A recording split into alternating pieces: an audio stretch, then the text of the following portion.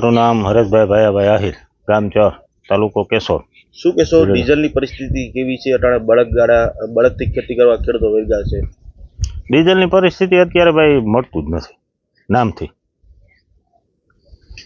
અને ડીઝલમાં જો અત્યારે દી આખો ખેડૂત કામ કરે, રાઈતી લાઈનમાં ઊભે, છતાંય મળતું નથી. અથવા કા પેટ્રોલ પંપ પર એમ કે ભાઈ તમે તમારું ટ્રેક્ટર કે જે હોય એ તમે લઈને આવો, કેનમાં ડીઝલ આપતા નથી. તો શું કરવાનું? અહીંથી અમારે 5-7 કિલોમીટર પંપ દૂર થાય, તો અમારે બધીને કાં ટ્રેક્ટર લઈને જવાનું. એ કામ તો ખોટી જ કરવાનું. 2 જણા લાઈનમાં ઊભી છતાંય વારો આવવાનું થાય તો ડીઝલ થઈ જાય, ભાઈ હાલો ડીઝલ થઈ ગયું.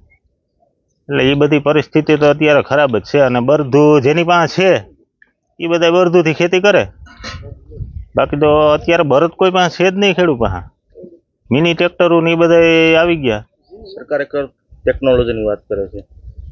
ટેકનોલોજીની વાત કરે, ટેકનોલોજી આ રહી, અત્યારે ટેકનોલોજી છે ને, પણ ટેકનોલોજી શું કામની તેલ વગરની ટેકનોલોજી છે? એમાં અમે ના નથી પડતા, ખેડૂતને ફાયદો છે. ટેકનોલોજી ઝડપી કામ થયા, ઉત્પાદનને દર્શીએ થોડોક વધારો થયો, એ વાત બધી સાચી.